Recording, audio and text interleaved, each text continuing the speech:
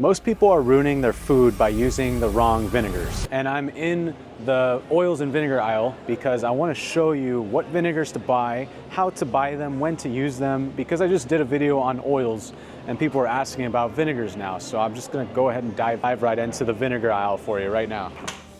Also, I'm hungry. I'm gonna make myself a steak while explaining these things. First off, let's talk about which vinegars are essential for the home cook's pantry. Which ones should you essentially have? You should have one for finishing, one for cooking, and then maybe one for creating a pickle, something like that. So for finishing, I like to go with a balsamic. See, a balsamic is really good for putting on a finishing touch on a dish or on, say, a fruit, something like that. It's just nice to put on raw. When I say put it on raw, I mean literally put it on raw, just like drizzle it over and you're good. Now, what to look for a balsamic? I like to look for aged. See right here, aged balsamic, that's how you know it's good. Something that's been aged is gonna be more complex in flavor. It's gonna be a lot thicker and nicer than your typical balsamic vinegar. So you just want to look for something that says aged. This one says aged in wood barrels. This one right here, and we can see right here, it is not aged. It's actually cooked down to a syrup.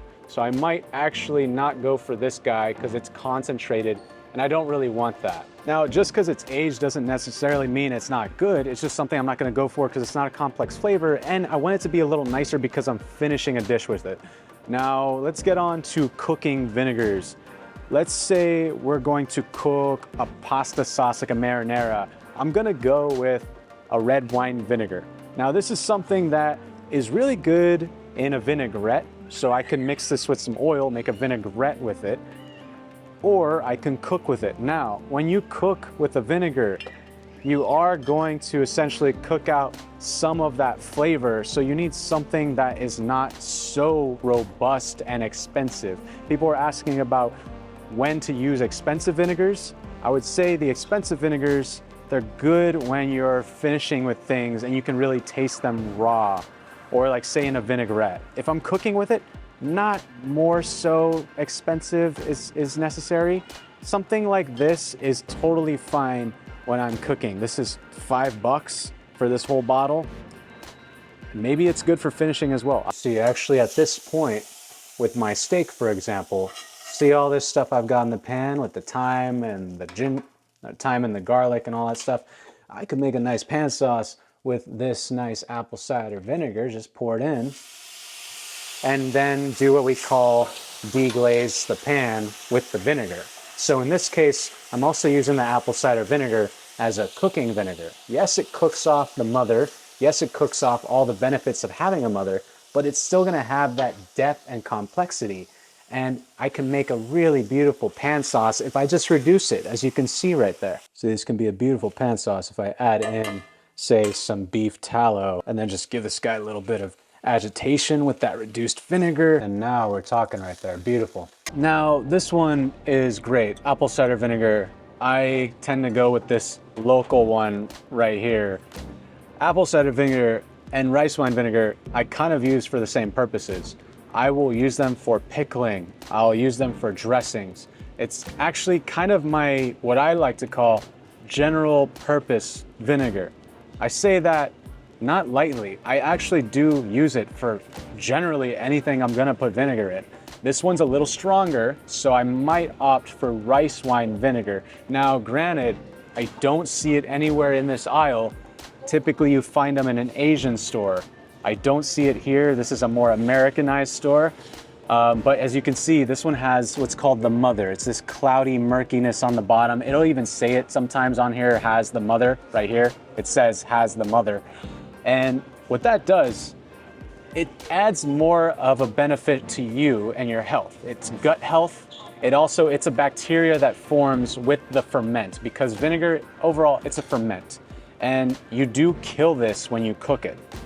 That could kill off the benefits, but it doesn't kill off the complexity of flavor that you're getting with the mother. It's gonna add a more complex, in-depth flavor. So I usually look for apple cider vinegars that would have the mother. Now, I do still have a vinegar at home that has the mother in it from when we made it back in 2014. So the mother still lives. You can kill it though, so you have to keep an eye on it. I would probably use champagne as my substitute for rice wine vinegar if I can't find it. What I would do with these though, I would make a pickle with it, or I would make a marinade with it. Anything like that is what I would use the apple cider vinegar or the rice wine vinegar or even the champagne vinegar for. More so cooking, I might lean towards a sherry vinegar. Really good with cooking. Even a sherry wine is good too. At the end of the day, wine can turn into vinegar if you don't take care of it, you know? So yeah, it's a really good cooking vinegar, I would say, using sherry. Now we can make our way over to this section. You'll find like really interesting vinegars sometimes. Like I've never even seen this one before. This is a small batch ferment. It looks like this rice stout malt. We've got honey crisp and we have basil, merlot, rose wine. Like you can usually find things in variety like that. Not to say that it's bad, but it's not something I'm going to go for because it's not something I'm going to go for because then I could just make it myself, which I'd rather do at the end of the day because it's something I'm more proud of and I can control the flavor of. Okay, now we're going to talk about plastic. This is a plastic jug, obviously, and we're going to talk about plastic versus a glass container for the vinegar. Now, should you look for glass containers when you're buying vinegar? Does it really matter? Yes, it does. Short answer, yes.